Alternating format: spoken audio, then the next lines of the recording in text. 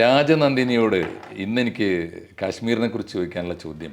കാശ്മീർ ഒരു റെപ്രസെൻറ്റേറ്റീവാണ് പലതിൻ്റെയും. നമ്മുടെ പ്രത്യേകിച്ച് ഇന്ത്യയിലെ മുസ്ലിം ന്യൂനപക്ഷത്തിൻ്റെ ഒരു മനസ്സിനെ കാശ്മീർ റെപ്രസെൻ്റ് ചെയ്യുന്നുണ്ട്.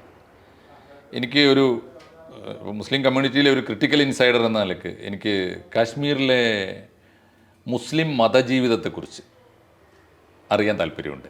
അവിടെ പരിചയപ്പെട്ട മുസ്ലിങ്ങളുടെയൊക്കെ ഈ പ്രാക്ടീസിങ് മുസൽമാനാണോ അവർ? എങ്ങനെയാണ് ഇവിടുത്തെ പോലെ 5 നേരം പ്രാർത്ഥന, റംസാനിലെ വ്രതം? അതിനൊരു അനുഭവം ഞാൻ പറയാം. പറയൂ. കാശ്മീരിനെ കുറിച്ച് എഴുതാനും കൂടി വേണ്ടിയാണ് ഞാൻ അവിടെ എത്തിയതെന്ന് അറിയാവുന്നതുകൊണ്ട് എന്നോട് കാശ്മീരിനെ കുറിച്ച് വിശദമായി പറയാൻ വേണ്ടി എൻ്റെ സുഹൃത്ത് വന്ന് ഇങ്ങനെ ഇരിക്കുകയാണ്. ആ സമയത്ത് ബാങ്ക് അവിടെ ഉച്ചയ്ക്ക് 4 മണിക്കുള്ള ബാങ്ക് അല്ലാതെ ഉച്ചയ്ക്ക് ഒരു ബാങ്ക് ഞാൻ കേട്ടു, ഉച്ചയ്ക്ക്. അപ്പോൾ ഞാൻ പെട്ടെന്ന് നിർത്തി. അപ്പോൾ എന്താണ് നിർത്തിയത് എന്ന് ഇദ്ദേഹം ചോദിക്കുക. അല്ല, ബാങ്ക് യു ക്യാൻ കണ്ടിന്യൂ എന്ന് പറഞ്ഞു. അപ്പോൾ അതാണ് അവരുടെ മനസ്സ്. അവർ ഈ 5 നേരം നിസ്കരിക്കുന്നവരൊക്കെ ഉണ്ട് അവിടെ, പക്ഷെ ഓൾമോസ്റ്റ് 5 നേരം നിസ്കരിക്കുന്നവരൊന്നുമല്ല. ഭൂരിപക്ഷം അങ്ങനെയല്ല. മാത്രമല്ല, അത്തരം അവനവൻ്റെ തീർത്തും സ്വകാര്യമായ മതജീവിതം, വിശ്വാസം തുടങ്ങിയ കാര്യങ്ങൾ ഒരു സഹോദരിക്ക്, ഒരു കൂട്ടുകാരന് ഒരു തരത്തിലും ബാധിക്കരുത് എന്ന് അവർക്ക് നിർബന്ധമുണ്ട്. സ്നേഹമാണ് അവരുടെ ഒരു സഹവർത്തിത്വത്തിൻ്റെ അടിസ്ഥാനം, അല്ലേ? ഓക്കെ. അവരുടെ ഈ ഏതെങ്കിലും ആഘോഷക്കാലത്ത് അവിടെ ഉണ്ടാകാൻ ഭാഗ്യം ഉണ്ടായിട്ടുണ്ടോ? ഈദ് കാലത്തോ എന്നായിരുന്നു? ഈദിൽ ഞാൻ അവിടെ ഉണ്ടായിരുന്നു. ഓ, ലക്കിയാണ്. എങ്ങനെയായിരുന്നു അവരുടെ ഈദ്? അവർ എല്ലാവരും കൂടി ഗ്യാതറിങ്, ബന്ധുക്കൾ വരിക, ഒന്നിച്ചിരുന്ന് അവരുടെ ഭക്ഷണം എന്ന് പറഞ്ഞാൽ, പിന്നെ ആരോ പറഞ്ഞു അറബികൾ ഇങ്ങനെയാണെന്ന് പറയുന്നത്. അത് ഒന്നിച്ചിരുന്നു, അതായത് വലിയൊരു പ്ലേറ്റ്, അതിനകത്ത് ഈ ഇറച്ചിയൊക്കെ ഇടിച്ച് കുഴമ്പ് പോലെ ആക്കി ഉരുട്ടി വേവിച്ച് എല്ലാം ഒന്നും ഉണ്ടാവില്ല, അങ്ങനത്തെ ഉണ്ടകൾ, കൊത്താവ എന്നൊക്കെയാണ് അതിന്റെ പേര്. ഇങ്ങനത്തെ ഭക്ഷണങ്ങളൊക്കെ. മട്ടൻ ഇങ്ങനെ ഇടിക്കുക. അതിന്റെ വീഡിയോ എന്തെങ്കിലും നല്ല രസമാണ്. അവരുടെ പാട്ടൊക്കെ പാടി ഇത് പ്രിപ്പയർ ചെയ്യുന്നതോടെ നല്ല കാശ്മീരി പാട്ടുകളൊക്കെ വെച്ചിട്ട് ഇവര് ഇത്. അപ്പോൾ ഇതൊക്കെ ഒന്നിച്ചിരുന്ന് കഴിക്കുക. അതുപോലെ മണവാട്ടിക്ക് നോട്ടുമാലകൾ ഇടുക, മണവാളനായാലും. അതിപ്പോ നമ്മുടെ അവിടെ എന്ന് പറഞ്ഞാൽ ഇപ്പം വരന്റെ ഭാഗത്തുള്ള ഒരു വരന് കൊടുക്കലല്ലേ, അവിടെ തിരിച്ചാണ്. വരന്റെ ആൾക്കാർ വധുവിന് കൊടുക്കുക, വധുവിന്റെ ആൾക്കാർ വരന് സമ്മാനം കൊടുക്കുക. കല്യാണ സമയത്താണ്. കല്യാണത്തിലും കൂടിയിട്ടുണ്ടോ അവരുടെ? അവരിലൊരാളാണ് ശരിക്കും, അല്ലേ? അവരെന്നെ വിളിച്ചുകൊണ്ട് പോയതാണ്. അപ്പൊ മലയാളി ബഹൻ എന്നെ അവര് അപ്പനാ ബേട്ടി വന്നു എന്നൊക്കെ പറയും. ഇങ്ങനെ പിന്നെ ബഹൻ, സിസ്റ്റർ, ഒത്തിരി പേര്. ഭാഷ മനസ്സിലാവും. കാശ്മീരിയും ഉറുദുവും തമ്മിൽ നല്ല സാമ്യമുണ്ടോ? സാമ്യമുണ്ട്. ലിപി എന്താണ്? ഉറുദു അല്ലേ? ഉറുദുവിനെ പോലെ തോന്നുന്നു. അറബി ലിപി അല്ലേ അവിടെ? അതെനിക്കറിയില്ല. കാശ്മീരി പറഞ്ഞാൽ കാശ്മീരി ഭാഷ കുറച്ചൊക്കെ എനിക്ക് മനസ്സിലാവും. ഇപ്പോൾ ഉറുദു ഹിന്ദിയൊക്കെ ആയിട്ട് വലിയ സാമ്യം? ഹിന്ദിയുമായിട്ട് സാമ്യമുണ്ട്, പക്ഷെ കുറച്ചേ ഉള്ളൂ, മനസ്സിലാവില്ല. പക്ഷെ അവരെന്നെ പഠിപ്പിച്ചു തന്നതാണ്. കാശ്മീരി ഇങ്ങനെയാണ് പറയണ്ടേ, അങ്ങനെയാണ് പറയണ്ടേ എന്ന് പറഞ്ഞവര്. അത്യാവശ്യം എവിടെങ്കിലും പോയാല് വേഷവിധാനങ്ങൾ എങ്ങനെയാ? മുസ്ലിംസിന്റെ ചുരിദാർ ഇടുക, സ്ത്രീകള് ചുരിദാർ ഇടുക. പിന്നെ തല മുമ്പൊക്കെ ഇങ്ങനെ വെറുതെ ചുരിദാർ ഇങ്ങനെ ഇടുള്ളായിരുന്നു. ഇപ്പം ബുർഗയൊക്കെ ആയി തുടങ്ങി.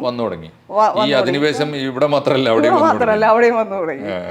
ഇപ്പോഴാണ് കറുത്ത പർദ്ദയൊക്കെ കണ്ടു തുടങ്ങിയത്. ഈ 2 കൊല്ലമായിട്ടുള്ളൂ.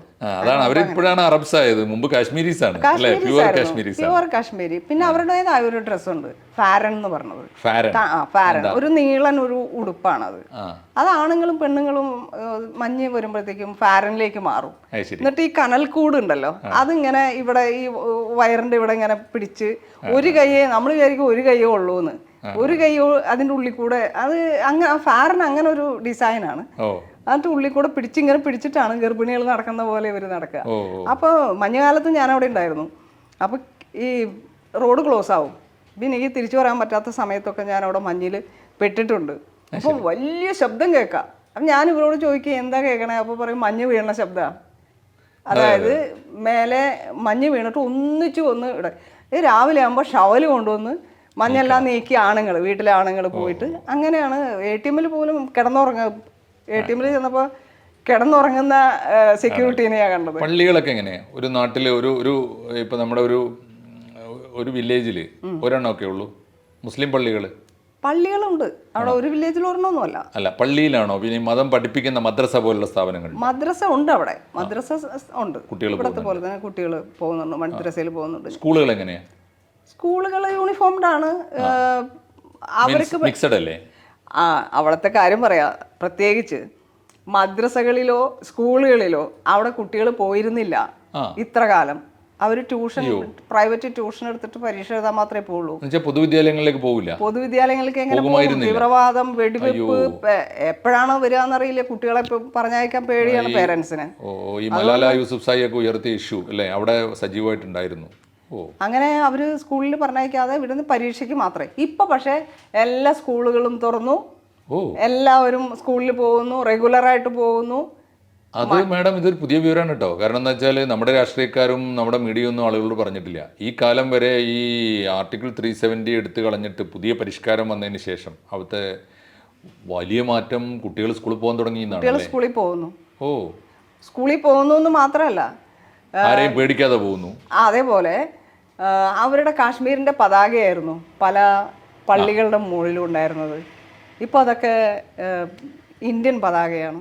സ്കൂളുകളിൽ ഇന്ത്യൻ പതാകയാണ്. മുമ്പൊരിക്കൽ ഇന്ത്യൻ പതാക നിർത്തിയതിന് ആ 370 എടുത്ത സമയത്ത് ആ ഇടയ്ക്ക് ഇന്ത്യൻ ഫ്ലാഗ് നിർത്തിയതിന് അവിടെ വെടിവെച്ച് കൊന്നിട്ടൊക്കെ ഉണ്ട് അധ്യാപകനെ. പക്ഷെ ഇപ്പൊ അങ്ങനെയല്ല. ഇപ്പൊ കുട്ടികളും മാറി, അധ്യാപകരും മാറി. ഞാൻ വളരെ റിമോട്ടായ ഒരു നാരനാഗ് എന്ന് പറയുന്ന ഒരു റിമോട്ടായ ഒരു ഏരിയയാണ്. അവിടുത്തെ ഒരു സ്കൂളിൽ ഞാൻ ചോദിച്ചു, അധ്യാപകരോട് ചോദിച്ചു എങ്ങനെയുണ്ട് ഇപ്പൊ റൂൾ, എങ്ങനെ ഇഷ്ടപ്പെട്ടോ എന്ന് ചോദിച്ചു. പറഞ്ഞു ഇപ്പൊ ഞങ്ങൾക്ക് അലവൻസ് ഒരുപാട് കിട്ടുന്നുണ്ട്, കുട്ടികളെ, പാവപ്പെട്ട കുട്ടികളെ പഠിപ്പിക്കാൻ, പിന്നെ എല്ലാം ഉണ്ട്.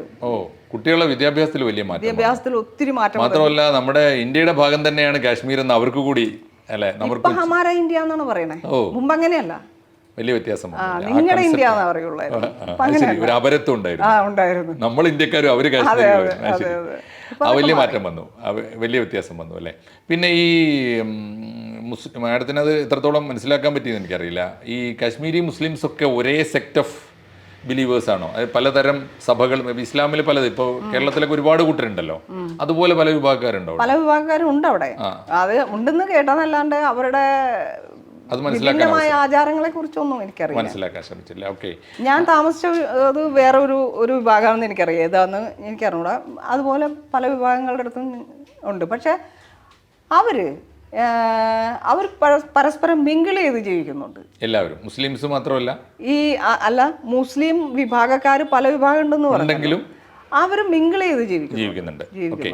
ആ കൂട്ടത്തിലേ എനിക്ക് തോന്നുന്നു കാശ്മീരിൽ നിന്ന് ഏറ്റവും കൂടുതൽ ഞാൻ കേട്ടിട്ടുള്ളത് മുസ്ലിം സെക്റ്റുകളിൽ സൂഫി സെയിൻസ്, ആ ഒരു പഴയ പാരമ്പര്യം ഉണ്ടല്ലോ, സിദ്ധന്മാരുടെ പാരമ്പര്യം, അവരുടെ ദർഗാ ഷരീഫുകൾ, അതിൽ ആളുകൾ ഒമ്പിച്ച തോതിൽ സന്ദർശിക്കുകയും ഒക്കെ ചെയ്യുന്നൊരു പാരമ്പര്യം ഇപ്പോൾ ഉണ്ട്. അങ്ങനെ ഒരു സ്ഥലത്ത് ഞാൻ പോയിരുന്നു. എവിടെ? ഹസ്രത്ത് ബാലിൽ പോയോ? ഹസ്രത്ത് ബാലിൽ പോയിട്ടുണ്ട്. ഹസ്രത്ത് ബാലിലത്തേക്കാൾ ഡിഫറെൻ്റ് ആയിട്ടുള്ളൊരു, ആ ദർഗയുടെ പേര് ഞാൻ മറന്നുപോയി. പക്ഷെ പഴനിയിൽ ഹിന്ദുക്കൾ മുടി വെട്ടാൻ പോകുന്ന പോലെ ഇവിടെ മുടിയെടുക്കാൻ വരുന്ന മുസ്ലിംസിന്റെ അത് ഈ പ്രവാചകന്റെ മുടി വന്നതിന്റെ ഒരു ഓർമ്മ. പ്രവാചകന്റെ മുടി വന്നത് ഹസ്രത്ത് ബാലിൽ.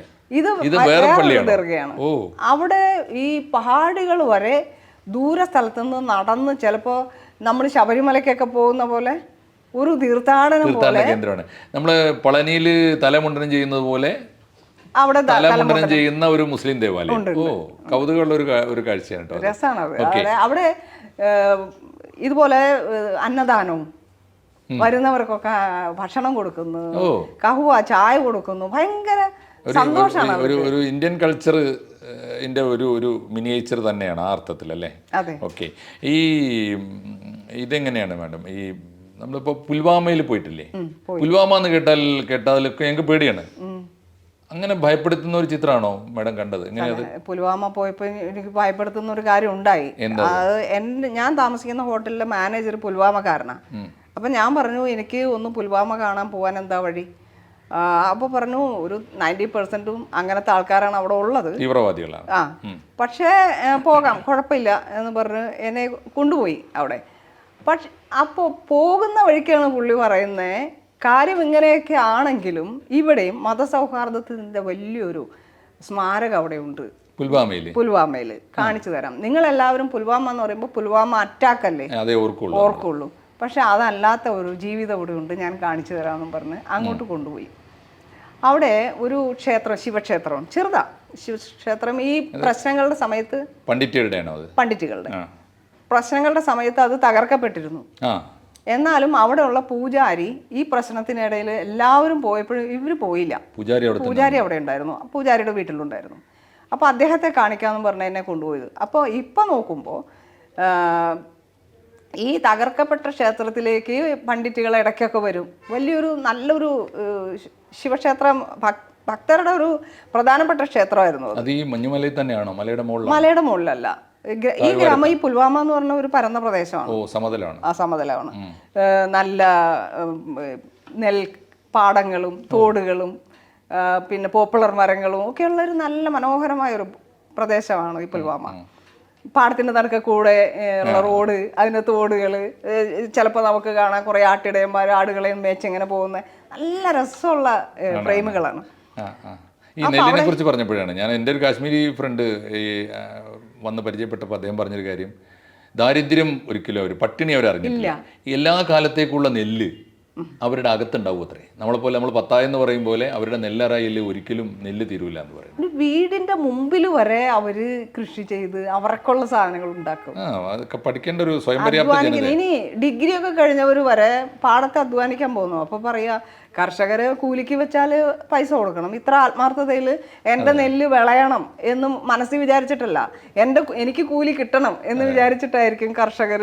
ഈ പുൽവാമയിലെ ഇപ്പൊ തകർക്കപ്പെട്ട ക്ഷേത്രം പറഞ്ഞല്ലോ, അതിനെന്താ സംഭവിച്ചത്? പിന്നെ ആ പൂജാരി അവിടെ പോകാതെ തകർക്കപ്പെട്ട ക്ഷേത്രത്തിന് പരമശിവന് കാവലിരുന്നു. അതെ. ഞാൻ ചോദിച്ചു അദ്ദേഹത്തോട്. അപ്പൊ പറഞ്ഞു, എന്റെ ഭഗവാന് ഭക്ഷണം കൊടുക്കാൻ വേറെ ആരുള്ളേ, അതുകൊണ്ട് എന്നെ കൊല്ലണമെങ്കിൽ കൊന്നോട്ടെ എന്ന് വിചാരിച്ച് നിന്നതാന്ന് പറഞ്ഞു. പിന്നീട് എന്താ സംഭവിച്ചേ, ഈ ക്ഷേത്രത്തിലേക്ക് പേടിച്ചാണെങ്കിലും ഹിന്ദുക്കൾ വരും, ദൂരേന്ന് ജമ്മുന്നായാലും ഒക്കെ വരും. അങ്ങനെ കണ്ടപ്പോൾ അവിടെ തന്നെ ഉള്ള മുസ്ലിംസ് ഒത്തുകൂടി അവർക്ക് അവിടെ ഒരു ക്ഷേത്രം ഉണ്ടാക്കി കൊടുത്തു. തകർക്കപ്പെട്ട ക്ഷേത്രം മുസ്ലിങ്ങളാണ്, എല്ലാ മുസ്ലിങ്ങളുടെ ഫണ്ടാണ് പോയത്. ക്ഷേത്രം ഉണ്ടാക്കി കൊടുത്തു. ഇപ്പോൾ ഭയമില്ലാതെ അവിടെ ആളുകൾ വരുന്നു. അതോ തൊട്ടപ്പുറത്ത് പള്ളിയാണ്, പള്ളിയിൽ നിന്ന് ബാങ്ക് കേൾക്കാം, ഇവിടുന്ന് ശംഖനാദം കേൾക്കാം, മന്ത്രധ്വനികളും പിന്നെ ബാങ്ക് ഒരുമിച്ച് കേൾക്കുന്ന വല്ലാത്തൊരു അന്തരീക്ഷമല്ലേ. നമ്മൾ കേരളത്തിലൊക്കെ നമ്മൾ അനുഭവിക്കുന്ന ഒരു സാഹചര്യം കാശ്മീരിൽ പുൽവാമയിൽ പോലും ഉണ്ടെന്നാണ് അല്ലേ? അങ്ങനെയുള്ള പ്രദേശങ്ങളും ഉണ്ട് അവിടെ. സൗഹാർദ്ദമായി താമസിക്കുന്നവരുണ്ട്, തീവ്രവാദികളും അവിടെ ഉണ്ടാവും. ഈ തീവ്രവാദം സത്യം പറഞ്ഞാൽ ഇവരൊക്കെ എത്തിപ്പെട്ടതാണ് ഇങ്ങനെ. ഇപ്പൊ അവർക്കതില്ല. ഇപ്പൊ അവർക്ക് മനസ്സിലായി എങ്ങനെയാണ് സമാധാനം, എന്താണ് ജീവിതം, എന്താണ് മാന്യമായ ജോലി എന്നൊക്കെ മനസ്സിലായി. ചെറുപ്പക്കാരും പണ്ടൊക്കെ അങ്ങനെയല്ല. ഒരു PSC ടെസ്റ്റിന് വരണമെന്നുണ്ടെങ്കിൽ ഗ്രാമത്തിലുള്ള ഒരാളാണെങ്കിൽ അദ്ദേഹം ശ്രീനഗറിൽ വന്ന് ഹോട്ടലിൽ റൂം എടുത്ത് താമസിക്കേണ്ടി വരും. എന്നാലേ PSC പരീക്ഷ എഴുതാൻ പറ്റുള്ളൂ. കാരണം എക്സാം ഇവരുടെ ടെസ്റ്റും ഈ പരിശോധനയും കാര്യങ്ങളൊക്കെ കഴിഞ്ഞ് ചിലപ്പോൾ സമയം പോകും. എത്തിന്ന് വരില്ല. അതുകൊണ്ട് എല്ലാവരും അപ്പൊ ചെറുപ്പക്കാരുടെ ഇടയിൽ അത്തരം ഭീതികൾ എല്ലാം മാറി. എന്തായാലും സന്തോഷമുണ്ട് മാഡം. ഈ നമ്മൾ കേട്ടുകൊണ്ടിരുന്ന കാശ്മീർ അല്ല യഥാർത്ഥ കാശ്മീരികളുടെ ഒരു ജീവിതം. രണ്ട്, അവിടെ ഗവൺമെൻറ് ഇടപെട്ട്, മോദി ഗവൺമെൻറ് ഇടപെട്ട് നടത്തിയ പരിഷ്കാരങ്ങൾ ആ ജനതയ്ക്ക് ജീവിതം തിരിച്ചു കൊടുത്തിരിക്കുന്നുവെന്നും ആ ജനത സ്കൂളിൽ പോയി പഠിക്കാൻ തുടങ്ങിയിരിക്കുന്നുവെന്നും അധ്വാനിച്ച് ജോലി ചെയ്യാൻ തീരുമാനിച്ചിരിക്കുന്നുവെന്നും ഈ കാശ്മീരി പണ്ഡിറ്റുകളും കാശ്മീരികളും സഹോദരങ്ങളായി ജീവിക്കുന്നുവെന്നും അവർ ആരാധനാലയങ്ങളെ പരസ്പരം സംരക്ഷിക്കുന്നു എന്നും ഒക്കെ കേൾക്കുന്നതിൻ്റെ സന്തോഷം. തീർച്ചയായിട്ടും മാഡത്തിൻ്റെ യാത്രകൾ ഇനിയും മലയാളിക്ക് കേൾക്കേണ്ടതുണ്ട്. മലയാളിക്ക് അറിയാത്തൊരുപാട് വിവരങ്ങൾ, പല കാരണങ്ങളാൽ മാധ്യമങ്ങളിൽ വരാത്തൊരുപാട് വിവരങ്ങളാണ് നേർസാക്ഷിയായി കാശ്മീരിൻ്റെ പുത്രി എന്ന് അവർ വിളിക്കുന്ന നന്ദിനി മലയാളികളോട് പറയുന്നത്. നന്ദിയുണ്ട്. ഞാൻ പോലും എനിക്ക് ഒട്ടും അറിയാത്ത വിവരങ്ങളാണ് പറഞ്ഞത്. നന്ദിയുണ്ട്, സന്തോഷം. കൂടുതൽ വാർത്തകളും വിശേഷങ്ങളും നിങ്ങളിലേക്ക് എത്താൻ ABC മലയാളം സബ്സ്ക്രൈബ് ചെയ്യുക, ബെൽ ബട്ടണും അമർത്തുക.